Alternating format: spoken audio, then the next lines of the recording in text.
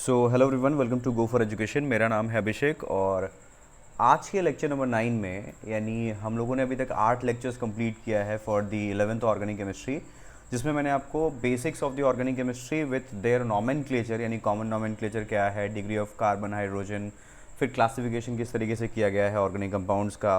फिर हम लोगों ने IUPAC नॉमेनक्लेचर का जितना सिस्टम है उस मतलब जितना नॉमेनक्लेचर का रूल्स है वो सारा डिस्कस किया। फिर हम लोगों ने एक प्रैक्टिस सेशन किया है जिसमें मैंने कोशिश करा कि आपको एक जो सेगमेंट है नॉमेनक्लेचर, जो कि ऑर्गेनिक केमिस्ट्री का बहुत इंपॉर्टेंट पोर्शन बनाता है, उसको हम लोगों ने कंप्लीट कर लिया। दैट हम उसको कह सकते हैं कि हमारा एक पहला अध्याय कंप्लीट हो गया है हमारा organic chemistry for NEET and JEE के लिए। ठीक है, आज से जो लेक्चर नंबर 9 से मैं जो टॉपिक स्टार्ट कर रहा हूँ दैट इज़ आइसोमेरिज्म। ठीक है, और आइसोमेरिज्म बड़ा इंपॉर्टेंट टॉपिक है। ठीक है, और कह सकते हैं कि ये हमारा दूसरा अध्याय आज से चालू हो रहा है, यानी लेक्चर नंबर 9 के अंदर में आप जो टॉपिक डिस्कस करोगे that is isomerism. It is very important topic after nomenclature. तो अगर मैं आपको बोलूँ कि हम ऑर्गेनिक केमिस्ट्री को पढ़ते कैसे हैं, तो एकदम हमारा जो ट्रेंड है ना पढ़ने का, इट इज़ वेरी सिंपल। सबसे पहले हम नॉमेनक्लेचर कंप्लीट करते हैं, जो कि हम लोगों ने कंप्लीट किया, और अभी हम जो टॉपिक स्टार्ट करेंगे दैट इज़ आइसोमेरिज्म। और आइसोमेरिज्म भी अच्छा खासा लंबा टॉपिक है, अभी आपको पता भी लग जाएगा। मैं आपके साथ पूरा डिस्कस करने वाला हूँ कि आइसोमेरिज्म क्या है और कितने तरीके का आइसोमेरिज्म होता है। और आज देखोगे आज का लेक्चर लगभग लगभग 1 घंटे तक लंबा जाने वाला है। तो वैसे आप स्टे ट्यून और आप 7 से 8 लेक्चर के अंदर में आइसोमेरिज्म को बहुत अच्छे से सीख जाओगे। क्लियर बात? तो चलिए टाइम को वेस्ट नहीं करते हैं और फटाफट आज का लेक्चर स्टार्ट करते हैं। दैट इज़ हम जो आज के लेक्चर के अंदर टॉपिक डिस्कस करेंगे या फिर स्टार्ट करेंगे that is are isomerism. Just a second.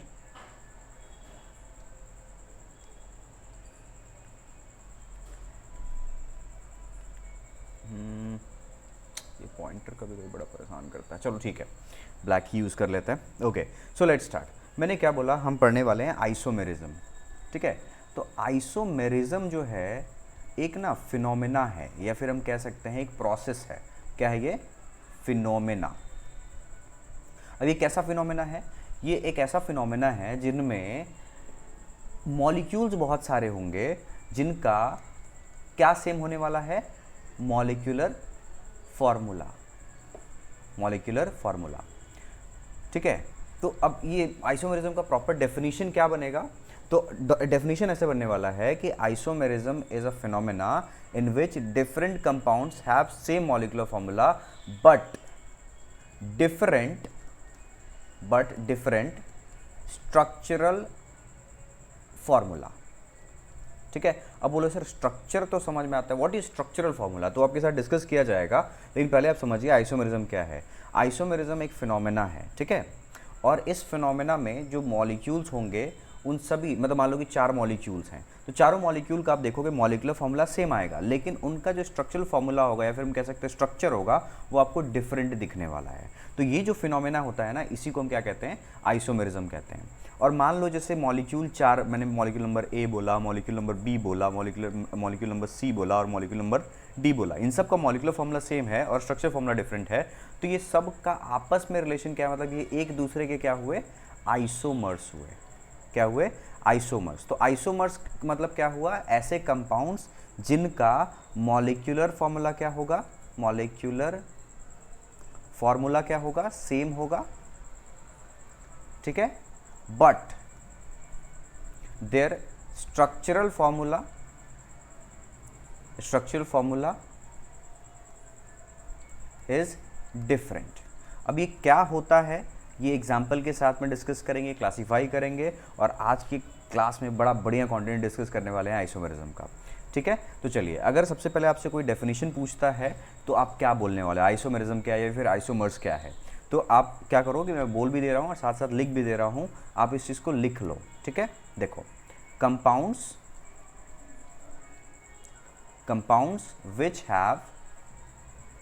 which have same molecular formula but different property। Property क्यों होता है? क्योंकि उनका स्ट्रक्चरल फॉर्मूला अलग हो जाता है, but different structural formula are called isomers, and the phenomena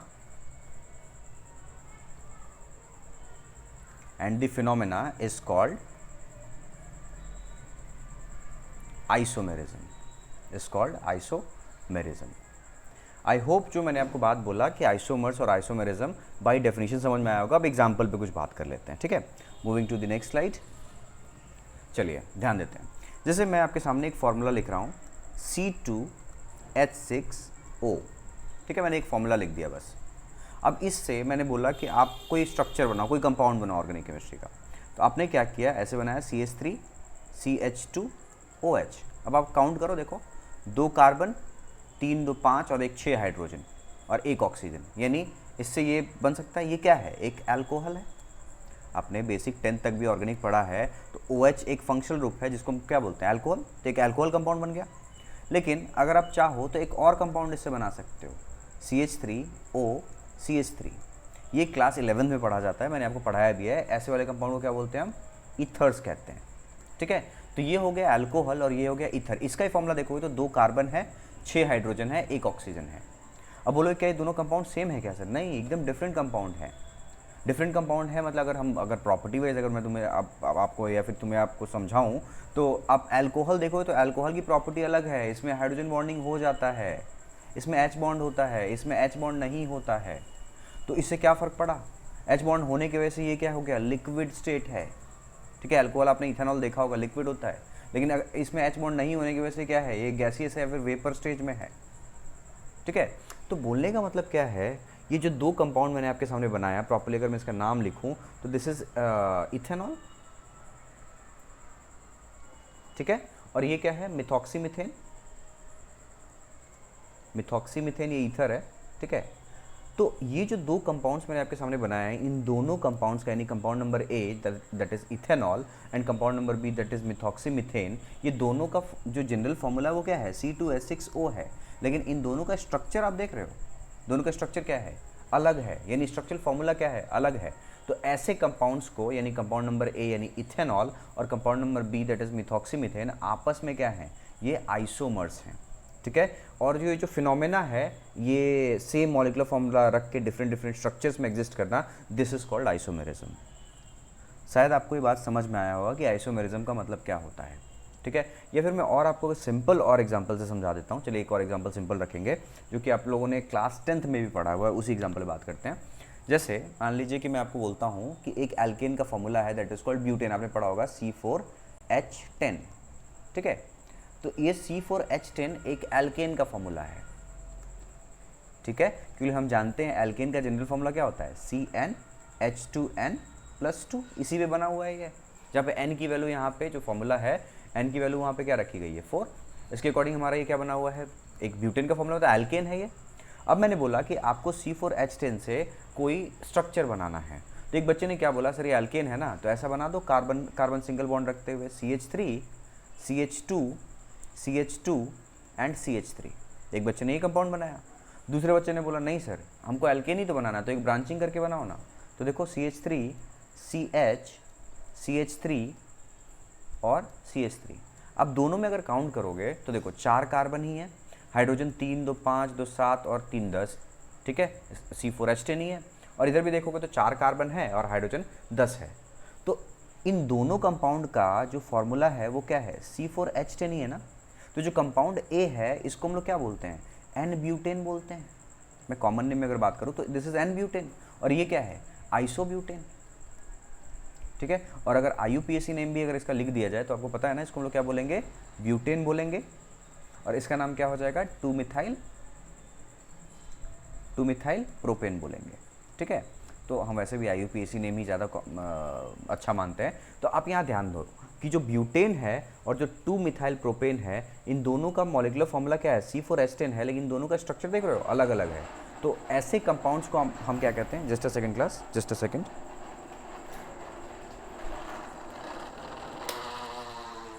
ठीक है, एक स्लाइड चला गया है, ओके, ठीक है। तो ऐसे कंपाउंड्स को आपस में हम क्या बोलने वाले हैं, जो 2 कंपाउंड्स आपके सामने ब्यूटेन और 2 मिथाइल प्रोपेन बनाया गया है, यानी compound number this and compound number this, आपस में क्या कहलाएंगे, एक दूसरे के, आपस में एक दूसरे क्या हैं, आइसोमर्स हैं। और ये जो फिनोमेना है आइसोमर्स बनने का, इसी को हम क्या बोलते हैं, आइसोमेरिज्म कहते हैं। आई होप अभी तक जो मैंने आपको समझाया है वो समझ में आ गया होगा, ठीक है। तो आइसोमेरिज्म जो है ना, बड़ा वास्ट टॉपिक है। ये ऐसा नहीं कि छोटा सा 1-2 लेक्चर के अंदर में कंप्लीट होने वाला है। इस टॉपिक को डिस्कस करने के लिए मुझे 7 to 8 लेक्चर्स लगने वाले हैं, ठीक है। अब आइसोमेरिज्म जो है इसको क्लासीफाई किया गया है, नहीं आइसोमर्स को क्लासीफाई किया गया है। किस तरीके से क्लासीफाई किया गया है फटाफट देखते हैं। तो देखिए आइसोमेरिज्म में अगर हम ध्यान दें तो ये 2 कैटेगरी है। आइसोमेरिज्म में मॉलिक्यूलर फॉर्मूला तो सेम रहता है लेकिन स्ट्रक्चरल फॉर्मूला डिफरेंट हो जाता है। तो ध्यान देंगे आइसोमेरिज्म में 2 आइसोमर्स होते हैं। एक को हम कहते हैं स्ट्रक्चरल आइसोमेरिज्म, एक कहलाता है स्ट्रक्चरल आइसोमेरिज्म, ठीक है, और दूसरा कहलाता है स्टीरियो आइसोमेरिज्म, ठीक है। अच्छा, दोनों में क्या डिफरेंस है सर? स्ट्रक्चरल आइसोमेरिज्म में अगर आप देखोगे ना तो इनका स्ट्रक्चर क्या होगा? डिफरेंट होगा, डिफरेंट स्ट्रक्चर, ठीक है। इसमें देखोगे ना स्टीरियो आइसोमेरिज्म में तो सेम स्ट्रक्चर होगा, मतलब डिफरेंट स्ट्रक्चर हुआ तो स्ट्रक्चरल आइसोमेरिज्म शो करने वाला है कंपाउंड, और अगर सेम स्ट्रक्चर हुआ तो स्टीरियो आइसोमेरिज्म शो करने वाला है। तो अब बोलोगे सर अगर स्ट्रक्चर सेम हो गया तो आइसोमेरिज्म होगा क्या? हाँ होगा, कुछ ना कुछ इसमें डिफरेंट होगा। क्या होगा डिफरेंट? देखो स्ट्रक्चर सेम होगा but different arrangement of atoms होगा। इसमें एटम्स का अरेंजमेंट चेंज कर जाएगा। जैसे अगर मैं आपको समझाऊं, मैं मिटा दूंगा यहाँ पे, आपको जैसे समझाने के लिए बोल रहा हूँ। मैंने बोला कि जैसे स्ट्रक्चर अलग अलग करना है, तो आप याद करो जैसे मैंने अभी थोड़ा देर पहले बनाया था ना, ब्यूटेन और 2-मिथाइल प्रोपेन, ठीक है। तो वो जो कंपाउंड हम लोगों ने बनाया था उनमें पूरा स्ट्रक्चर ही अलग था, ब्रांचिंग था, एक में ब्रांचिंग नहीं था। या फिर अगर आपको मैं दूसरे तरीके से समझाऊं तो मान लो कि मैं एक मॉलिक्यूलर फॉर्मूला लिखता हूँ, ध्यान देंगे इधर, ध्यान देंगे। जैसे मान लीजिए कि कोई कंपाउंड है, जैसे A B C D E, या फिर मैं और सिंपल करता हूँ, रुकिए। A के अराउंड में एक सेंट्रल एटम है, ठीक है, एक सेंट्रल एटम है जिसके अराउंड पे हमने 4 साइड एटम्स लगाए हैं। कौन कौन से? A B C D, ठीक है। तो देखो एक स्ट्रक्चर ऐसा हो सकता है A B C D, ठीक है, और एक स्ट्रक्चर ऐसा हो सकता है A, उसके ऊपर में स्मॉल a ऐसे लगा हुआ है, B यहाँ हो गया, C यहाँ हो गया, D यहाँ हो गया। तो ध्यान दो ये जो पहला स्ट्रक्चर मैंने बनाया, इस पहला वाले स्ट्रक्चर को हम लोगों ने केमिकल बॉन्डिंग में पढ़ा हुआ है, इसको हम लोग क्या बोलते हैं? This is called square planar. एक ये प्लानर स्ट्रक्चर है, दैट इज 2D है ये, और ये इस स्ट्रक्चर को क्या कहा जाता है? टेट्राहेड्रल। तो इन दोनों मॉलिक्यूल में आप देखोगे तो इन दोनों का फॉर्मूला सेम है, ABCD इसमें भी है और ABCD ये भी है, लेकिन ये स्क्वायर प्लानर है और ये क्या है? टेट्राहेड्रल है। तो इन दोनों का स्ट्रक्चर ही डिफरेंट है, तो ये दोनों आपस में क्या कहलाएंगे? स्ट्रक्चरल आइसोमेरिज्म कहलाएंगे। मतलब ये जो शो करेगा वो कौन सा आइसोमेरिज्म शो करेगा? स्ट्रक्चरल आइसोमेरिज्म शो करेगा। लेकिन स्टीरियो में क्या होता है? स्टीरियो के अंदर में आपका स्ट्रक्चर 2 कंपाउंड का एकदम सेम होगा, बस अरेंजमेंट ऑफ एटम्स क्या हो जाएगा? डिफरेंट हो जाएगा। जैसे मैं आपको एग्जांपल देके समझाता हूँ। जैसे मैंने एक कंपाउंड बनाया A, 4 एटम्स लगाएंगे इधर पे A B C D, ठीक है, और एक मैंने और इसी स्क्वायर प्लानर ही बनाया है, लेकिन इस बार मैं एटम्स का थोड़ा सा अरेंजमेंट चेंज कर देता हूँ, A B C D। तो ध्यान दो ये पहला कंपाउंड भी क्या है? स्क्वायर प्लानर है, ठीक है, और बाद वाला कंपाउंड भी क्या है? स्क्वायर प्लानर है। इन दोनों का स्ट्रक्चर सेम है बट अरेंजमेंट ऑफ एटम्स अलग अलग हो गया। कैसे पता सर? देखो पहले A के सामने कौन था? C, और D के सामने कौन था? B। मतलब A के सामने C था ना, अभी देखो अभी A के सामने कौन आ गया है? B आ गया है। D के सामने कौन आ गया है? C आ गया है। तो जस्ट आप ध्यान दो ये भी स्क्वायर प्लानर है और ये भी स्क्वायर प्लानर है, तो दोनों में इनका स्ट्रक्चर सेम है बट अरेंजमेंट ऑफ एटम्स क्या हो गया? डिफरेंट हो गया ना, तो ये दोनों आपस में स्टीरियो आइसोमर्स हैं। तो बस आप ये समझो कि अगर स्ट्रक्चर सेम रह जाता है तो उसको हम लोग स्ट्रक्चरल आइसोमेरिज्म कहते हैं, और अगर स्ट्रक्चर डिफरेंट हो जाता है तो उसको हम लोग क्या बोलते हैं? स्ट्रक्चरल आइसोमेरिज्म कहते हैं, और स्ट्रक्चर अगर सेम हो गया तो वो कहलाता है स्टीरियो आइसोमेरिज्म, ठीक है। तो अब स्ट्रक्चरल आइसोमेरिज्म के अंदर में भी अपने को डिफरेंट आइसोमर्स होते हैं पढ़ने के लिए, ठीक है, जिसमें से 4 मैं आज डिस्कस करूंगा और जो 2 होंगे, यानी टोटल स्ट्रक्चरल आइसोमेरिज्म में 6 हैं, तो हम 4 आज कवर करेंगे और 2 नेक्स्ट वाली क्लास में कवर करेंगे, ठीक है। अच्छा, तो अब स्ट्रक्चरल आइसोमेरिज्म के अंदर में कौन कौन से आइसोमर्स और होंगे, जस्ट मुझे थोड़ा सा कलर चेंज कर लेने दो।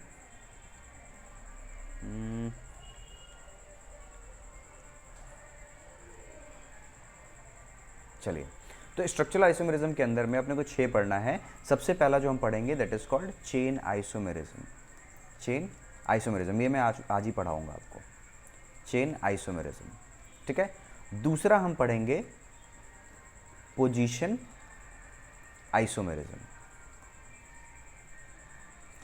ठीक है। थर्ड जो है that is called functional isomerism, ठीक है। फोर्थ जो होगा that is called ring chain isomerism, ring chain isomerism, ठीक है।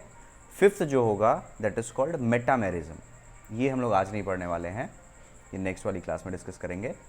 एंड लास्ट जो होगा that is called very important, that is called, बच्चा डरता भी है इससे, टॉटोमेरिज्म। तो ये जो 6 हम लोगों ने लिखा है, chain isomers, position isomers, functional isomers, ring chain isomers, metamers and tautomers, ये जो है टोटल स्ट्रक्चरल आइसोमेरिज्म के अंदर में पढ़ा जाता है और ये बड़े इजी से हैं, मतलब आपको बहुत ज़्यादा टफ नहीं लगने वाला है। लेकिन यस, स्टीरियो आइसोमेरिज्म जो है वो फर्दर फिर बटा है 2 पार्ट में। एक को हम कहते हैं कन्फिगरेशनल आइसोमेरिज्म, ठीक है, और एक को हम कहते हैं conformational, conformational, FIR, conformational isomerism, ठीक है। तो एक कन्फिगरेशनल आइसोमेरिज्म और दूसरा है कन्फर्मेशनल आइसोमेरिज्म। कन्फिगरेशनल बड़ा इंपॉर्टेंट है, यही सबसे ज़्यादा इंपॉर्टेंट मुझे लगता है एग्जाम के पर्सपेक्टिव से, जहाँ से आप क्वेश्चन गलती भी ज़्यादा करते हो। तो कन्फिगरेशनल के अंदर में आप पढ़ोगे 2 जियोमेट्रिकल आइसोमेरिज्म, जिसको शॉर्ट में GI बोलेंगे, एंड दूसरा पढ़ेंगे ऑप्टिकल आइसोमेरिज्म, जिसको हम शॉर्ट में OI बोलेंगे, और फिर कन्फर्मेशनल तो एक अलग सा सेगमेंट पढ़ना ही है। तो ये टोटल आइसोमेरिज्म को इस तरीके से बांटा गया है। आइसोमेरिज्म 2 तरीके का है, स्ट्रक्चरल आइसोमेरिज्म और दूसरा स्टीरियो आइसोमेरिज्म। स्ट्रक्चरल आइसोमेरिज्म के अंदर में क्या होता है, स्ट्रक्चर ही डिफरेंट हो जाता है, ठीक है, और स्टीरियो आइसोमेरिज्म के अंदर में क्या होता है, स्ट्रक्चर सेम रहता है, बस एटम्स का अरेंजमेंट जो है वो चेंज करता है। स्ट्रक्चरल आइसोमेरिज्म को फर्दर 6 पार्ट में रखा गया है, that is called chain isomerism, position isomerism, functional isomerism, ring chain isomerism, metamerism and tautomerism, ठीक है। और जो हमारा स्टीरियो आइसोमेरिज्म है उसको 2 पार्ट में रखा गया है, कन्फिगरेशनल आइसोमेरिज्म और दूसरा कन्फर्मेशनल आइसोमेरिज्म। कन्फिगरेशनल अगेन 2 टाइप का है, that is called geometrical isomerism and optical isomerism. तो हम आइसोमेरिज्म जब टॉपिक पढ़ेंगे तो हम किस तरीके से पढ़ने वाले हैं, मतलब हमारा पैटर्न क्या होगा पढ़ने का। तो सबसे पहले हम आज ही स्टार्ट कर रहे हैं, हम पढ़ेंगे सबसे पहले स्ट्रक्चरल आइसोमेरिज्म, जिसके अंदर में आज आपको मैं पढ़ाने वाला हूँ chain isomers, position isomers, functional isomers, ring chain isomers, ठीक है। और फिर हम वैसे ही मेटामर्स, टॉटोमेरिज्म खत्म करेंगे और स्ट्रक्चरल आइसोमेरिज्म को पहले कंप्लीट कर लेंगे, और उसके बाद में हम पढ़ेंगे स्टीरियो आइसोमेरिज्म। यहाँ से हमारा टॉपिक स्टार्ट होगा, जिसमें सबसे पहले मैं आपको पढ़ाऊंगा कन्फिगरेशनल में GI चलने वाला है 2 से 3 क्लास में, फिर OI चलेगा 2 से 3 क्लास में, और फिर हम पढ़ेंगे लास्ट कन्फर्मेशनल। और कन्फर्मेशनल आइसोमेरिज्म कंप्लीट करते ही हमारा जो टॉपिक है आइसोमेरिज्म वो कंप्लीट हो जाएगा। तो हमारा ये पूरा पढ़ना है आइसोमेरिज्म के अंदर में। सो आप मेंटली प्रिपेयर रहिएगा, मैंने आपको पहले ही बोला है कि 7 to 8 लेक्चर्स जाने वाले हैं अगेन आइसोमेरिज्म के अंदर में, तो जाके ये टॉपिक कंप्लीट होता है। सो आई होप अभी तक मैंने आपको जो चीज़ें डिस्कस करी हैं वो समझ में आ गया होगा, और फिर चलते हैं अपने नए टॉपिक के साथ में और स्टार्ट करते हैं अपना स्ट्रक्चरल आइसोमेरिज्म पार्ट। ये मुझे बड़ा परेशान करता है कभी कभी, अभी देखिए आपको भी बैकग्राउंड में नॉइज़ आ रहा होगा, ये आसपास का इन्वायरमेंट कभी कभी ऐसा होता है ना कि इतना गाना बजाते हैं ये। चलिए स्टार्ट करते हैं अपना नया टॉपिक। ओके, सो आज से मैं टॉपिक आपके साथ स्टार्ट कर रहा हूँ, that is called structural isomerism, ठीक है। तो आपको दिमाग में रखना है स्ट्रक्चरल आइसोमेरिज्म में सीधा सीधी स्ट्रक्चर इज डिफरेंट। देखो ये बार बार मैं नहीं बोलूंगा, मॉलिक्यूलर फॉर्मूला तो सेम रहेगा, कंप्लीट स्ट्रक्चर क्या हो जाएगा, डिफरेंट हो जाएगा। अब इसके अंदर में सबसे पहले मैंने आपको क्या बोला है, हम कौन सा आइसोमेरिज्म पढ़ने वाले हैं, चेन आइसोमेरिज्म। ध्यान से सुनिएगा, एकदम बड़ा इंपॉर्टेंट है, चेन आइसोमेरिज्म। नाम से ही समझ में आ रहा है चेन आइसोमेरिज्म में क्या डिफरेंट हो जाएगा, पेरेंट चेन अलग हो जाएगा। ठीक है, तो चेन आइसोमेरिज्म में मतलब चेन आइसोमर्स किसको बोलेंगे, compounds which have same molecular formula, isomer से तो मॉलिक्यूलर फार्मूला तो सेम होना ही है, तो compounds which have same molecular formula but different size of principal carbon और साइड चेन। ऐसे ऐसे मैं बोल दूं कि चेन आइसोमेरिज्म मतलब क्या हुआ कि मॉलिक्यूलर फार्मूला तो क्या रहेगा, सेम रहेगा, बट जो number of carbon in parent carbon chain is different हो जाएगा, इज डिफरेंट। तो ऐसे वाले आइसोमर्स को हम क्या बोलेंगे, मतलब चेन जो है ना पेरेंट चेन वो अलग हो जाए, तो ऐसे वाले को हम क्या बोलते हैं, चेन आइसोमेरिज्म कहते हैं। ठीक है, दूसरा चीज़ आप ध्यान रखना, ऐसा कभी नहीं करोगे कि चेन चेंज करने के चक्कर में आप functional group, multiple bond, double को ट्रिपल बना दो, डबल को सिंगल बना दो, ऐसा कभी कुछ नहीं करना है। सिंपल सा बात, जो नेचर रहेगा, अगर एल्केन है तो एल्केन बनाओगे, अल्कोहल है तो अल्कोहल बनाओगे, मतलब आप सिंपल सा बात ध्यान ये रख लेना कि आपका सिर्फ क्या चेंज होना चाहिए, number of carbon in the parent chain.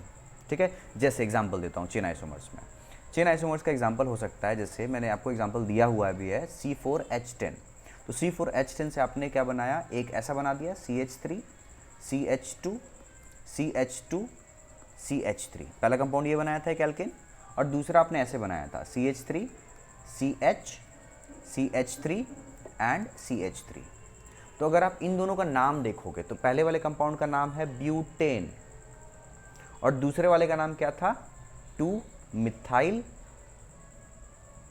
Propane, यही है ना। अब मैं नॉमेनक्लेचर बार बार नहीं करूंगा, आपको ऑलरेडी आता है ये चीज़, मैंने पढ़ा भी दिया है। तो पहला कंपाउंड है ब्यूटेन और दूसरा है प्रोपेन।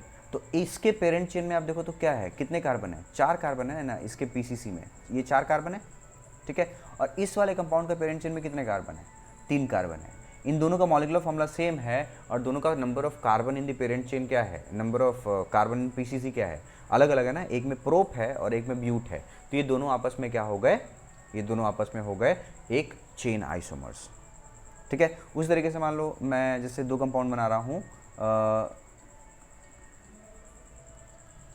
4 कार्बन का ऐसे एल्कीन बनाया और एक और भी बना सकता हूँ मैं 4 कार्बन का एल्कीन, लाइक दिस, एक ब्रांचिंग यहाँ पे कर दिया।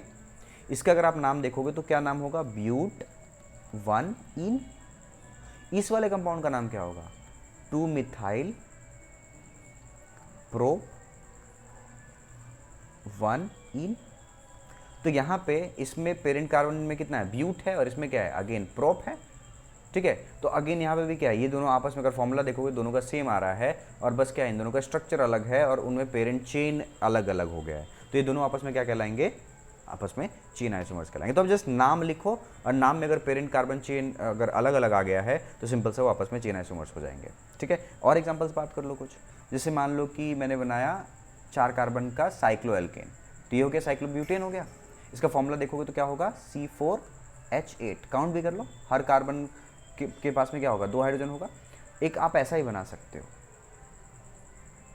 चलो इधर ही बना देता हूँ। तो यहाँ देखो, यहाँ पे 2 हाइड्रोजन होगा यहाँ पे, ठीक है, यहाँ पे 2 हाइड्रोजन होगा, यहाँ 1 हाइड्रोजन होगा और यहाँ 3 हाइड्रोजन होगा। तो काउंट करो तो 2 यहाँ हो गया, 2 यहाँ हो गया, 1 यहाँ हो गया और 3 यहाँ हो गया, तो 4 और 4 8, इसमें भी क्या है 8।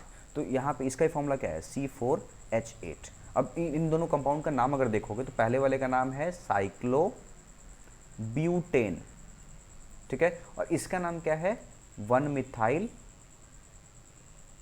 साइक्लोप्रोपेन। ठीक है, तो एक में पेरेंट कार्बन चेन में प्रोप है और एक में क्या है, ब्यूट है। तो इन दोनों आपस में फिर क्या कहलाएंगे, आपस में कहलाएंगे चेन आइसोमर्स। बहुत सारा चीज़ हो सकता है। ठीक है, अब जैसे देखो ये कंपाउंड है, आप ना कंफ्यूजन नहीं करोगे, जो 2 कंपाउंड्स दिया रहे सीधा सीधी आप पहले उनका नाम लिखो और नाम लिखने से आपको पेरेंट्स कार्बन चेन सीधा सीधी दिख जाएगा। जैसे अब मैं आपको 2 कंपाउंड दे रहा हूँ और पूछ रहा हूँ कि क्या ये अपने को चेन आइसोमर्स हैं कि नहीं है, तो जस्ट राइट इट्स नेम। इसका नाम क्या होगा, ब्यूटेनोइक एसिड, ब्यूटेनोइक एसिड। ठीक है, इसका नाम क्या होगा, देखो तुम्हारा पेरेंट कार्बन चेन ये बनेगा ना, ठीक है, और 2 पे एक मिथाइल लगा हुआ है तो इसका नाम क्या होगा, 2 methyl propanoic acid, propanoic acid. तो अब देख लो ना, एक में अगेन प्रोपेनोइक है और एक में क्या है, ब्यूटेनोइक है, दोनों का फॉर्मूला सेम है। ठीक है। तो ये आपस में क्या कहलाएंगे, आपस में कहलाएंगे चेन आइसोमर्स। तो ऐसे करके मैं आपको बहुत सारे एग्जांपल्स दे सकता हूँ, अब इससे ज़्यादा कोई मतलब नहीं है, ठीक है। आप समझ गए कि चेन आइसोमर्स मतलब क्या करना, जब भी दो कंपाउंड्स दिए गए हों तो उनका पहले नाम लिखो और देखो कि क्या उनका पेरेंट कार्बन चेन अलग अलग है, और पेरेंट कार्बन चेन अलग है तो आपस में क्या कहलाएंगे, वो चेन आइसोमर्स कहला जाएंगे, ठीक है। अब इसमें ना कई बार क्वेश्चंस पूछा जाता है कि मिनिमम नंबर ऑफ कार्बन कितना चाहिए चेन आइसोमर्स शो करने के लिए। तो ऐसे ना कोई वेग आंसर कभी भी आप मत करना, क्योंकि चेन आइसोमरिज्म शो करने के लिए तो एल्केन में कुछ अलग कार्बन लगता है, एल्कीन में कुछ अलग चाहिए, ठीक है।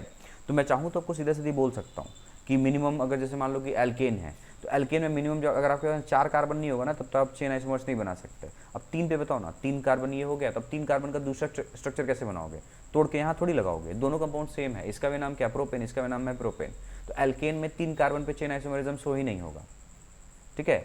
मिनिमम कितना कार्बन चाहिए, 4 कार्बन चाहिए। तो उसी तरीके से मैं चाहूँ तो मैं बोल दूँ क्या, ये चलो मैं लिख देता हूँ, तो ये भी आप लिख लेना नोट्स के अंदर में, ठीक है।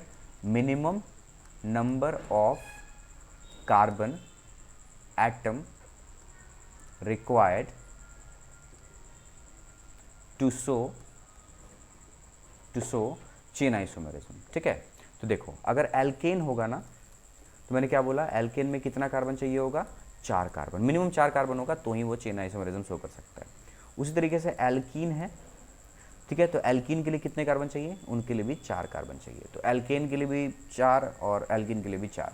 एल्काइन के लिए, एल्काइन को अगर चेन आइसोमरिज्म शो करना है तो मिनिमम 5 कार्बन, ये याद रखना है, ठीक है। वैसे आपको अगर आप नहीं भी रटते हो तो आप सामने क्वेश्चन आएगा तो भी उस टाइम पे कर लोगे इस चीज़ को, बहुत टफ नहीं है, लेकिन स्टिल अगर याद रख पाओ तो ठीक है।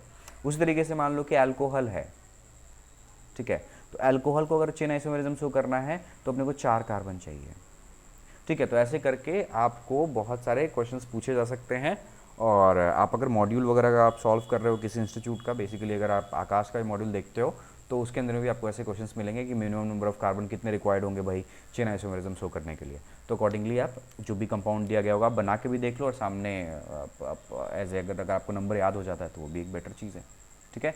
तो पहला हम लोगों ने स्ट्रक्चरल आइसोमरिज्म डिस्कस किया, जिसमें मैंने आपको चेन आइसोमर्स बताया, आई होप आपको समझ में आ गया होगा। सेकेंड जो है that is called position isomers, position isomerism, ठीक है। अब नाम से ही समझ में आ रहा है, इसमें चेन डिफरेंट नहीं होगा, इसमें पोजीशन चेंज कर जाएगा। अब किसका पोजीशन चेंज करेगा, मॉलिक्यूलर फॉर्मूला सेम रहने वाला है कि आइसोमर से तो सेम रहेगा, बार बार नहीं बोलूंगा, आप ध्यान रखना, ठीक है। Molecular formula same but different position. अब किसका डिफरेंट पोजीशन, तो देखो या तो फंक्शनल ग्रुप का पोजीशन चेंज कर जाएगा, फंक्शनल ग्रुप सेम रहेगा, अल्कोहल है तो अल्कोहल ही रहेगा, लेकिन बस उसका पोजीशन चेंज करेगा। और फंक्शनल ग्रुप नहीं चेंज किया तो मल्टीपल बॉन्ड का पोजीशन चेंज कर जाएगा, मल्टीपल बॉन्ड का पोजीशन चेंज हो सकता है, नहीं तो सब्स्टिट्यूएंट्स का पोजीशन चेंज हो सकता है, सब्स्टिट्यूएंट्स का पोजीशन चेंज हो जाए।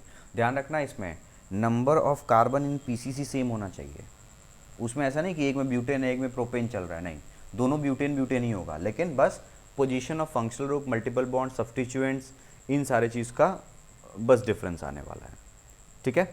चलो नेचर ध्यान रखना, नेचर ऑफ फंक्शनल ग्रुप कभी चेंज नहीं करना चाहिए, मतलब अल्कोहल है तो अल्कोहल ही रहेगा, एल्डिहाइड है तो एल्डिहाइड ही रहेगा। मल्टीपल बॉन्ड का नेचर चेंज नहीं होना चाहिए, नहीं कि डबल बॉन्ड है तो आप ट्रिपल बॉन्ड में कन्वर्ट कर दो, ऐसा नहीं होना चाहिए। और सब्स्टिट्यूएंट्स जो है मिथाइल है तो मिथाइल ही रहेगा, मतलब मिला जुला के बात आप ये समझ लो कि मॉलिक्यूलर फॉर्मूला सेम रख के बस position of the functional group, multiple bond और सब्स्टिट्यूएंट्स अलग अलग होना चाहिए और कुछ नहीं, ठीक है। ओके, जैसे एग्जाम्पल पे बात कर लेते हैं। एग्जाम्पल में जैसे मैंने आपको बोला कि हम बनाते हैं ब्यूटीन, ठीक है। ब्यूटीन मतलब 4 कार्बन का एक एल्कीन बनाना है जिसमें एक डबल बॉन्ड होगा। तो आपने क्या किया, ऐसे बना दिया CH3 CH2 CH double bond CH2, ठीक है। और एक बच्चे ने क्या किया, ऐसे बना दिया CH3 CH double bond CH single bond CH3।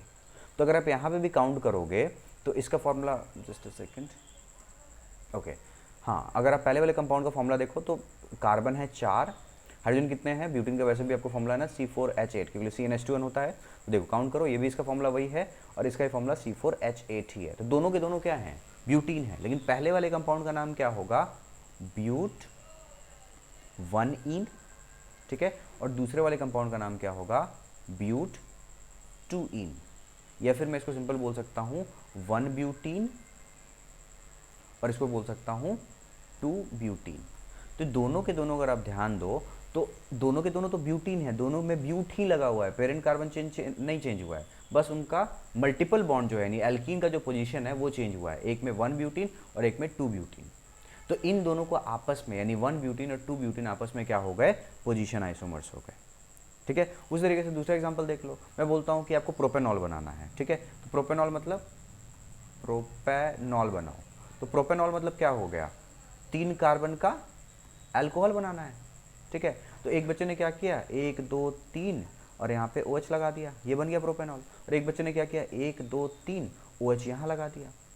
तो पहले वाले कंपाउंड का अगर आप नाम देखोगे तो मैंने आपको सिखाया हुआ है, इसको क्या बोलोगे, प्रोपेन 1 ऑल या फिर 1 प्रोपेनॉल। और इसका दूसरे वाले का नाम क्या हो जाएगा, ये PCC यही है ना। ठीक है, बस 2 पे अल्कोहल लगा हुआ है, तो प्रोपेन 2 ऑल। तो दोनों के दोनों, एक है 1 प्रोपेनॉल और एक है 2 प्रोपेनॉल, है तो दोनों प्रोप। तो इसमें पेरेंट कार्बन चेंज तो ऐसे भी नहीं चेंज होना है, बस क्या चेंज हुआ है, पोजीशन ऑफ OL, एक में फर्स्ट कार्बन पे है और एक में सेकंड कार्बन पे। तो ये 1 प्रोपेनॉल और 2 प्रोपेनॉल आपस में क्या हो गए, ये आपस में दोनों हो गए पोजीशन आइसोमर्स। आई होप आपको समझ में आया होगा। तो मैंने आपको दिखा दिया फंक्शनल ग्रुप का पोजीशन चेंज करते हुए, मल्टीपल बॉन्ड का पोजीशन चेंज करते हुए, 1 ब्यूटीन और 2 ब्यूटीन वाला एग्जांपल दिया। एक और एग्जांपल बात कर लो जहाँ पे हम सब्स्टिट्यूएंट्स का पोजीशन चेंज कर सकते हैं। जैसे मान लो क्लोरोब्यूटेन बनाना है, क्लोरोब्यूटेन बनाना है। ठीक है, मतलब मुझे ब्यूटेन में एक क्लोरीन लगाना है। तो मैंने बच्चे को बोला, तो उसने क्या किया ऐसे बना दिया, 4 कार्बन यानी एल्केन बनाना था ब्यूटेन, और उसमें क्लोरीन यहाँ लगा दिया। और एक बच्चे ने बोला नहीं सर ऐसे नहीं करते हैं, हम यहाँ पे बीच वाले कार्बन पे क्लोरो लगाते हैं। ठीक है, तो इस पहले वाले का नाम क्या हुआ, 1 क्लोरो ब्यूटेन। ठीक है, और सेकंड वाले का नाम क्या होगा, सेकंड वाले कार्बन पे है तो 2 क्लोरो ब्यूटेन। तो दोनों के दोनों हैं तो ब्यूटेन, दोनों क्लोरोब्यूटेन है, लेकिन ये 1 क्लोरोब्यूटेन है और ये 2 क्लोरोब्यूटेन है। क्लोरो यहाँ पे और क्लोरो यहाँ पे, दोनों के दोनों क्या है, सब्स्टिट्यूएंट है, एक में फर्स्ट कार्बन पे लगा है, एक में सेकंड कार्बन पे लगा है। तो ये दोनों आपस में क्या कहलाएंगे, आपस में कहलाएंगे पोजीशन आइसोमर्स। ठीक है, क्यों, इसमें चेंज नहीं हुआ है। अब देखो कई बार बच्चा कैसे गलती करता है, ध्यान देंगे। जैसे 1 2 3 4 COH ऐसे हो गया। ठीक है, और एक बना देते हैं ऐसे। ठीक है, अब देखो देखने में अगर आप देखोगे तो आपको क्या लगेगा कि अरे ये तो फर्स्ट कार्बन पे लगा है COH और यहाँ पे सेकंड कार्बन पे लगा हुआ है COH, तो आपस में क्या हो गए, पोजीशन आइसोमर्स। लेकिन देखो बच्चा यहाँ पे गलती कर देता है, देखने में लग रहा है पोजीशन आइसोमर्स, लेकिन मैंने क्या बोला, आप नाम लिखो, उससे ज़्यादा आपको क्लियरेंस बनेगा। तो नाम अब जब आप लिखोगे ना तो आपको धोखा पता लग जाएगा, धोखा कहाँ हुआ है। ये देखो पहले वाले कंपाउंड का नाम जो होगा that is called butanoic acid, butanoic acid.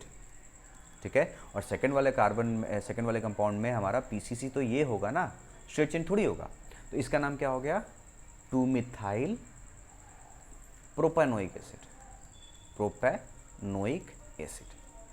तो देखो दिखने में कैसा लग रहा था, पोजीशन आइसोमर्स, लेकिन है कैसे, एक है ब्यूट और एक है प्रोप। तो ये आपस में पोजीशन आइसोमर्स नहीं है, ये आपस में क्या है, चेन आइसोमर्स हैं। तो ध्यान रखना इस बात का। तो सर कैसे समझ में आएगा, जस्ट मैंने क्या बोला, आप नाम लिखो, नाम से आपको सीधा पता लगेगा।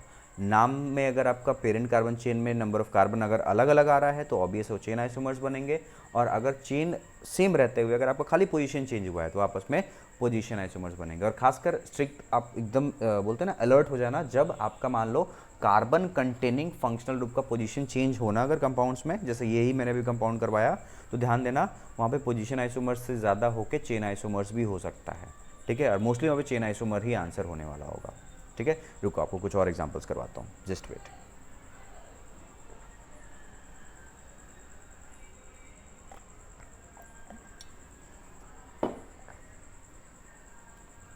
चलो नेक्स्ट एग्जांपल बात करते हैं। जैसे मान लो बेंजीन रिंग है। ठीक है, बेंजीन रिंग पे 2 OH लगाना है, तो मैंने क्या किया, एक यहाँ लगाया और एक यहाँ लगाया। ठीक है, बच्चे ने बोला नहीं सर ऐसे नहीं, 2 OH लगाना तो ऐसे लगाओ ना, थोड़ा सा आमने सामने भी तो अच्छा लगेगा। OH यहाँ लगा दो और सामने लगा दो। चलो फिर एक बच्चे ने बोला रखा है तो एक और पोजीशन पे लगा दो ना सर, ऐसे क्या है, फिर यहाँ लगा दो और यहाँ लगा दो। ठीक है, तो सारे के सारे क्या हैं, अगर मैं इसका नाम लिखूँ जैसे, तो देखो IUPAC नेम बोल लो या फिर इसका कॉमन नॉमेनक्लेचर भी अगर आप देखोगे तो मैं इसको बोल सकता हूँ ना 1,2 डाईहाइड्रोक्सीबेंजीन, ये 1,4 डाईहाइड्रोक्सीबेंजीन और ये 1,3 डाईहाइड्रोक्सीबेंजीन। तो सब तो डाईहाइड्रोक्सीबेंजीन ही जा रहा है, लेकिन नाम क्या हो रहा है, एक में 1,2 आ रहा है, एक में 1,4 आ रहा है, एक में 1,3 आ रहा है, पोजीशन चेंज है।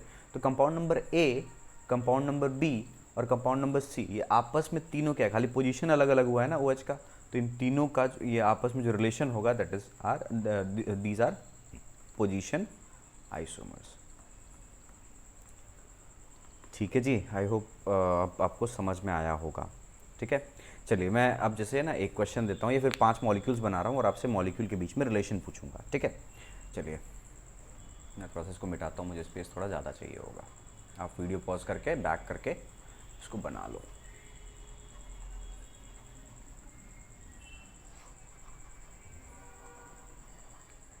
चलिए, तो मैं 5 कंपाउंड्स बनाता हूँ, कंपाउंड ABCD करके लिख दूंगा। ठीक है, पहला कंपाउंड कुछ ऐसा है, इस पे एक यहाँ पे इथाइल लग गया। ठीक है,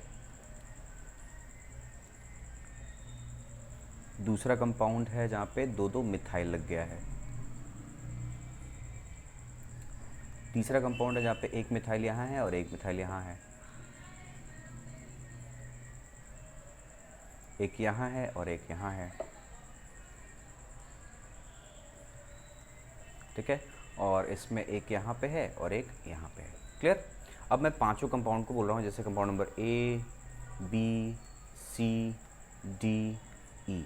अब मेरा क्वेश्चन है, कंपाउंड नंबर जो B है और C है उसमें रिलेशन बता दो, कंपाउंड नंबर C और D में रिलेशन बता दो, कंपाउंड नंबर D और E में रिलेशन बता दो आपस में क्या है। तो B और C में अगर आप देखोगे, B और C, ठीक है, तो इन दोनों में आप एकदम कंफ्यूज मत करो, देखने में जैसा भी लगे आप सीधे नाम लिख दो। तो पहले वाले यानी कंपाउंड नंबर पहले वाले, चलो पहले कंपाउंड का नाम क्या हो जाएगा, पहले वाले कंपाउंड का नाम हो जाएगा सर 1 इथाइल साइक्लोहेक्सेन। उस तरीके से इसका नाम क्या हो जाएगा 1,1 डाईमिथाइल साइक्लो हेक्सेन। थर्ड वाले का नाम क्या हो जाएगा 1,2 डाईमिथाइल साइक्लोहेक्सेन। ठीक है, इसका नाम क्या हो जाएगा 1,3 डाईमिथाइल साइक्लोहेक्सेन। ठीक है, और इस कंपाउंड का नाम क्या हो जाएगा 1,4 डाईमिथाइल साइक्लोहेक्सेन। ठीक है, तो चलो कंपाउंड नंबर 2 और 3 देखा जाएगा, यानी कंपाउंड नंबर B और C। तो B और C में आप देखोगे तो साइक्लोहेक्सेन आ रहा है, दोनों में हेक्स हेक्स ही आ रहा है। तो अब इन दोनों में क्या है, चेन तो सेम हो गया। क्या चेंज हो रहा है, एक में मिथाइल 1,1 पे लगा है और एक में मिथाइल 1 और 2 पे लगा है। तो B और C आपस में क्या हो गए, पोजीशन आइसोमर्स, कि चेन सेम रहते हुए खाली पोजीशन चेंज हुआ है। C और D में भी वही रिलेशन है, एक है 1,2 डाईमिथाइल साइक्लोहेक्सेन, एक है 1,3 डाईमिथाइल, तो ये भी आपस में पोजीशन आइसोमर्स हो गए। D और E अगर देखा जाए तो D और E भी आपस में पोजीशन आइसोमर्स हो जाएंगे। समझ में आया। तो ये आपका एग्जाम्पल हो गया कुछ जहाँ पे हम लोगों ने पोजीशन आइसोमर्स देखा है। ठीक है, तो उसी तरीके से जैसे मैंने आपको अभी आपको चेन आइसोमर्स में पूछा था ना कि मिनिमम नंबर ऑफ कार्बन कितने रिक्वायर्ड होंगे फॉर शोइंग चेन आइसोमर्स, तो वो भी डिपेंड कर रहा था कि एल्केन है, एल्कीन है, एल्काइन है, फिर अल्कोहल है, या फिर अलग अलग कंपाउंड है। उसी तरीके से आपसे यहाँ पे भी क्वेश्चन पूछा जा सकता है, minimum number of carbon required to show position isomers, तो अगेन ही डिपेंड करेगा। ठीक है, चलिए मैं वैसे आपको लिख देता हूँ, ये आप नोट कर लेना। Minimum number of carbon required to show PI position isomers. तो देखो एनी कंपाउंड, अगर सीधा खाली पूछा गया कोई भी कंपाउंड है, ऐसे नहीं स्पेसिफिक नहीं बोला, तो एनी कंपाउंड खाली इतना पूछ दिया कि कितने नंबर ऑफ कार्बन अगर मिनिमम होंगे तो पोजीशन आइसोमर्स शो किया जा सकता है, तो सीधे सीधे आंसर बोलोगे सर 2 कार्बन से हो जाएगा। ठीक है, एल्केन खाली एल्केन है वो, ठीक है, तो एल्केन के लिए आपको 6 कार्बन चाहिए होगा, तब जाके आपको पोजीशन आइसोमर्स बन पाएगा। ठीक है, एल्कीन के लिए मैं चाहूँ तो आपको एग्जाम्पल भी दे सकता हूँ इसका, ठीक है, लेकिन लेक्चर बहुत लंबा हो जाएगा। अगर आपको लगता है आप पूछो तो मैं आंसर कर दूँ, ये वो चलो मैं आपको एक एल्केन का बता देता हूँ, तब बोलोगे खाली रटवाते हो सर। ठीक है, चलो जैसे एल्केन कहीं होगा, तो एल्केन अगर 5 कार्बन पे आप बनाओगे ना, देखो 5 कार्बन का एक एल्केन ऐसा बनेगा, और 5 कार्बन का हम चेन सेम रख के पोजीशन किस चीज़ का चेंज करेंगे, कुछ नहीं कर सकते।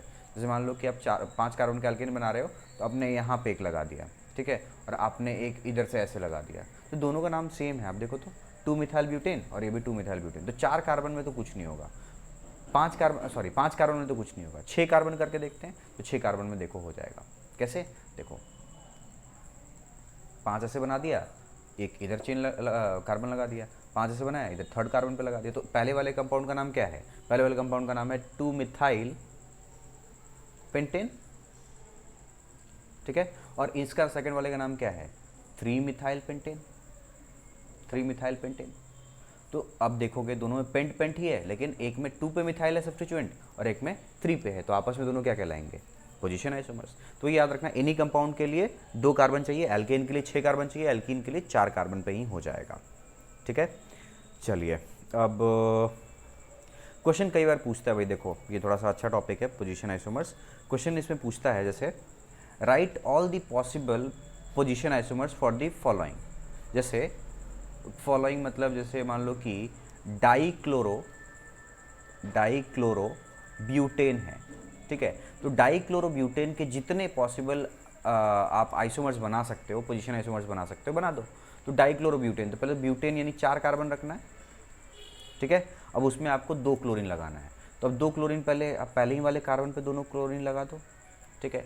दूसरा स्ट्रक्चर कुछ ऐसा हो सकता है, 4 कार्बन रखा, 1 क्लोरीन इस पे, 1 क्लोरीन इस पे लगा दिया, ठीक है। एक और कंपाउंड बना सकते हो भाई, देखो 1 2 3 और 1 क्लोरीन इस पे लगाया और 1 क्लोरीन इस पे लगा दिया, ठीक है। अगला कंपाउंड ऐसे ही बना सकते हो, देखो 1 क्लोरीन इस पे लगा दिया, 1 क्लोरीन इस पे लगा दिया। अगला कंपाउंड और बना सकते हो, देखो 1 क्लोरीन इस पे लगाया, 1 क्लोरीन इस पे लगा दिया। तो देख रहे हो कितने सारे कंपाउंड्स बन गए। सर 5 ही बनेंगे क्या, नहीं अभी और भी बन सकते हैं, ठीक है। जैसे सेम कार्बन पे ही लगा दो,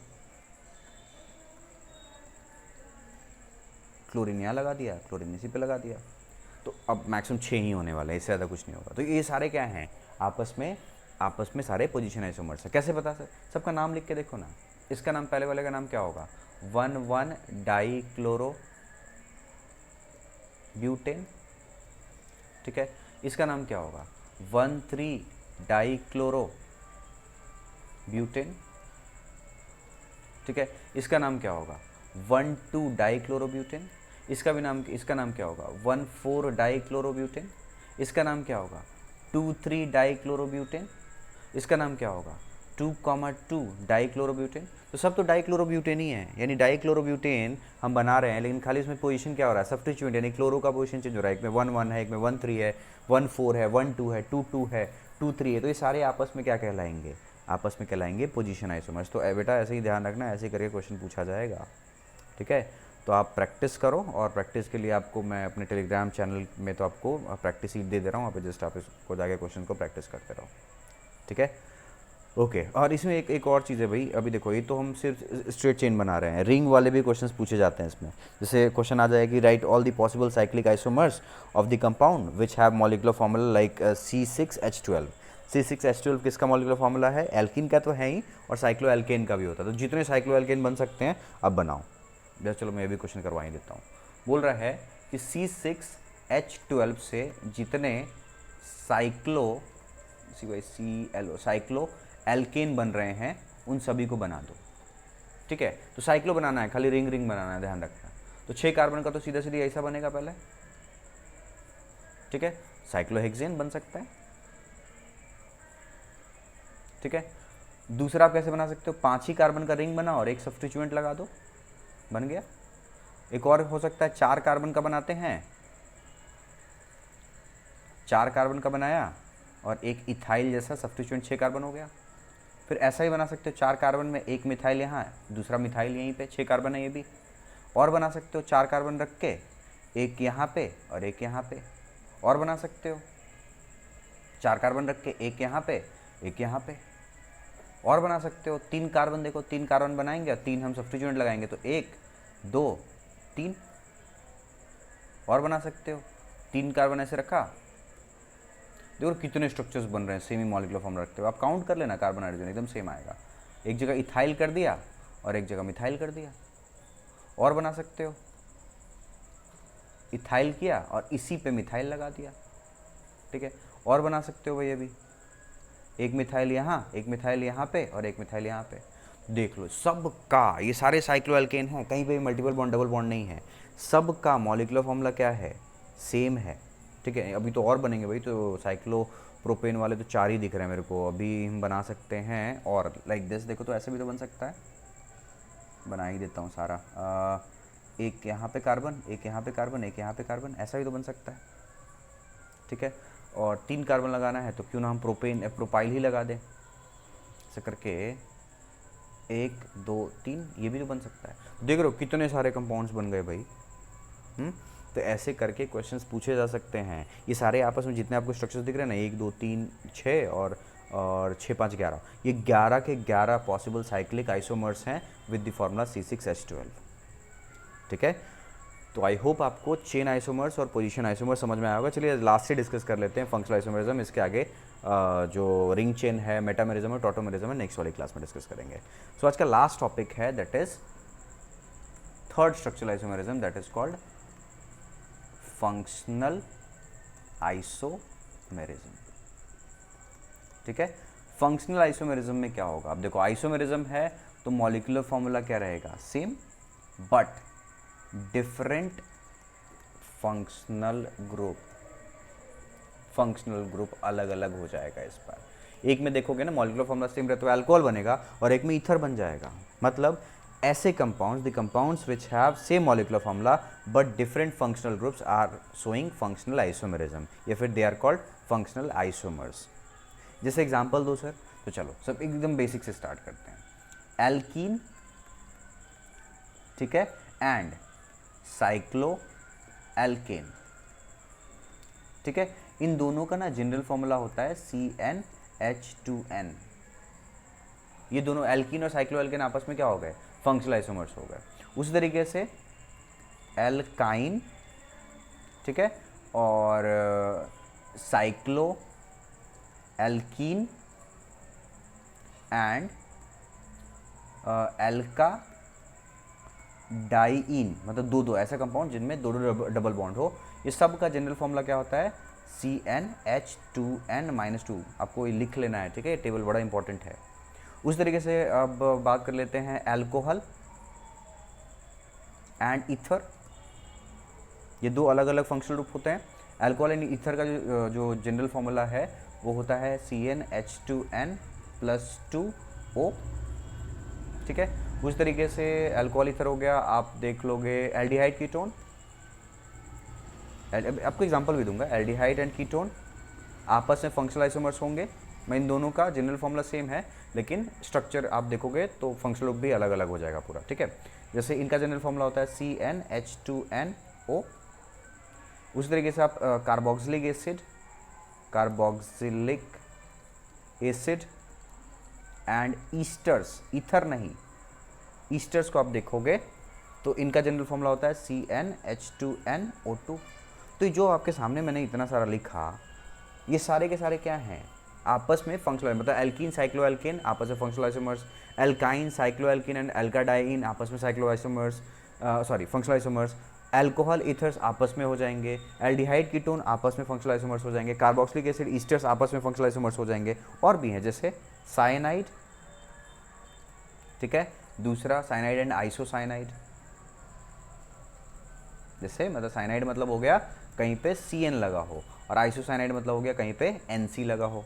तो देखो ना, खाली पलट कहीं तो लग गया है, ठीक है। उस तरीके से और हो सकता है नाइट्रो और नाइट्राइट, नाइट्राइटो जिसको हम लोग बोलते हैं, ठीक है, नाइट्राइट। ये आपस में क्या हो गए, फंक्शनल आइसोमर्स हो गए। एक और बड़ा इंपॉर्टेंट है, ये बच्चा गड़बड़ करता है, 1 degree 2 degree and 3 degree amines भी आपस में क्या हैं, फंक्शनल आइसोमर्स हैं, ठीक है। और एग्जांपल्स अगर कवर करना है तो आप ये सारा लिखते चलो। अब इसका जनरल फॉर्मूला क्यों नहीं लिखवा रहा हूँ, क्योंकि वैसे लिखाया जा सकता है लेकिन ये डिफरेंट भी हो सकता है, ठीक है। उसी तरीके से अल्कोहल्स एंड फिनॉल्स, ये आपस में क्या होंगे, फंक्शनल आइसोमर्स कहलाएंगे। ठीक है, वो वैसे कीटो होता है, अमाइड फॉर्म होता है, ये सारे आपस में क्या हैं, फंक्शनल आइसोमर्स हैं। ठीक है, चलिए आपको मैं एग्जांपल कुछ कुछ दे ही देता हूँ, उसके बाद आप फंक्शनल आइसोमर्स में थोड़ा ध्यान दोगे। जैसे मान लो कहीं पे मैंने फॉर्मूला लिखा C3H6O। ठीक है, आप देखोगे तो ये जो फॉर्मूला मैंने लिखा हुआ है, एल्कीन और एक ऑक्सीजन है। एल्कीन और एक ऑक्सीजन किसका जनरल फॉर्मूला होता है, देख लो, एल्डिहाइड और कीटोन का। मैंने पीछे वाले स्लाइड पे लिखा हुआ है ना, अब देखो, एल्कीन प्लस एक ऑक्सीजन किसका जनरल फॉर्मूला है, general formula of aldehyde and ketone. देखो, एक मैं एल्डिहाइड कैसे बनाता हूँ, 3 कार्बन का, CH3 CH2 CHO, this is aldehyde. ठीक है, CHO एक एल्डिहाइड है, और प्रॉपर्ली अगर मैं इस कंपाउंड का नाम लिखूं तो इसका नाम होगा प्रोपेनल, प्रोपेनल। ठीक है, और अगर मैं दूसरा कंपाउंड बनाऊं तो बनेगा ketone, CH3 C double bond O CH3। आप काउंट भी कर लो, ये है हमारा कीटोन, और कीटोन में भी इसका नाम है प्रोपेनॉन, और या फिर एसीटोन कह लो, प्रोपेनोन। ठीक है, तो ये है प्रोपेनल एल्डिहाइड, और ये है प्रोपेनोन कीटोन। इसमें भी 3 कार्बन और 6 हाइड्रोजन, 1 ऑक्सीजन। इधर में भी 3 कार्बन, 6 हाइड्रोजन और 1 ऑक्सीजन।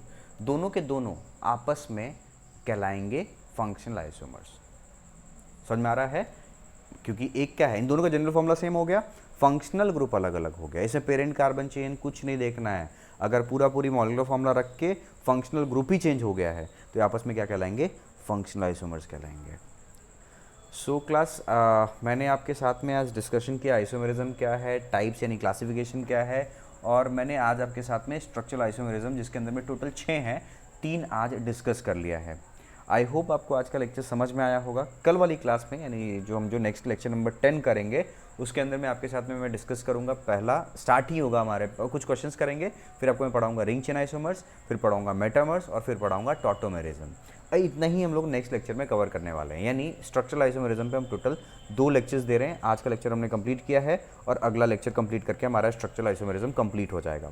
और उसके बाद में हम चले जाएंगे, जो हम लोगों ने क्या पढ़ा था, स्टीरियोआइसोमेरिज्म, जिसके अंदर में कन्फिग्रेशनल, और कन्फिग्रेशनल में भी हम स्टार्ट करेंगे GI, जो कि GI हम कवर करने वाले हैं 3 लेक्चर्स के अंदर में। तो स्टे ट्यून, और मुझे लगता है कि आपको आज का लेक्चर एकदम बहुत इजी था, आपको समझ में आया होगा। कोई भी डाउट है तो आप हमारे टेलीग्राम चैनल में जाके क्वेश्चन राइज कर सकते हैं, या फिर आप हमें व्हाट्सएप भी कर सकते हैं। हमारे व्हाट्सएप नंबर 8384017672। बस ध्यान रखेंगे, इस पर कॉल नहीं करना है, बिकॉज आपको मे बी कॉल आपका डिक्लाइन कर दिया जाए या फिर रिस्पॉन्स नहीं मिलेगा। ओनली व्हाट्सएप करना है अपने क्वेश्चंस को। ठीक है, तो ध्यान रखना, आप इस पर भी अपने डाउट्स और क्वेरीज को पूछ सकते हो। सो क्लास, अगर आपको ये लेक्चर अच्छा लगा है तो do subscribe my channel, that is go for education NEET and JEE. ठीक है, और अच्छा, आपको एक और खुशखबरी दे देता हूँ। यहाँ पे मैं आपको जैसे जेई के लिए और नीट के लिए आपको मैं केमिस्ट्री पढ़ा रहा हूँ, जहाँ पे आप ऑर्गेनिक केमिस्ट्री कवर कर लोगे बिफोर जनवरी। उसी तरीके से हमारे एक सर हैं जिनका नाम है अशोक कुमार। अशोक सर आपको फॉर योर जेई एग्जामिनेशंस, लेकिन जेई वो उनसे मेरी बात हुई है, तो वो आपको जो जेई मेंस जनवरी 2024 में होने वाला है उसके लिए नहीं, जो आपका अप्रैल में पेपर होने वाला है उसके लिए आपको रेडी कराएंगे, बहुत इंपॉर्टेंट टॉपिक्स को लेकर। जैसे मैंने आपके साथ ऑर्गेनिक स्टार्ट किया, वैसे ही जो आपका जो मार्क्स कवरिंग टॉपिक है, जिसको बोलते हैं ना, जिससे क्वेश्चंस आने वाले हैं और ज़्यादा क्वेश्चंस आते हैं, उन टॉपिक्स को आपके साथ में कवर करेंगे। बहुत जल्दी आपका मैथ्स का भी लेक्चर हमारे इसी चैनल पर स्टार्ट होने वाला है बाई अशोक सर। ठीक है, उन्होंने मास्टर्स किया हुआ है फ्रॉम BHU, और अभी भी वो किसी ना किसी इंस्टीट्यूट से एसोसिएटेड हैं। ठीक है, तो मैथ्स के लिए आपको मैथ्स वाले यानी अशोक सर का जो आपका नंबर है वो मैं आपको शेयर कर दूंगा, जब उनके लेक्चर स्टार्ट होंगे आप वहाँ पे उनके क्वेरीज पूछ सकते हो। और ये हमारा टीम का नंबर है, यहाँ पे आपको कोई भी आंसर कर सकता है, मोस्टली मेरे टीम से ही आपको यहाँ पे रिस्पॉन्स मिलेगा, और जो अगर डाउट्स वगैरह होंगे तो मैं भी आपको इस नंबर से रिस्पॉन्स कर दिया करूँगा। सो क्लास, आई होप आपको आज का लेक्चर क्लियर है। अगर आपको ये लेक्चर अच्छा लगा है तो चैनल को सब्सक्राइब कीजिए, अपने फ्रेंड्स के साथ ये लेक्चर शेयर कीजिए, और फिर मिलते हैं अगले लेक्चर में अपने नए कंटेंट के साथ में। तब तक के लिए बाय बाय।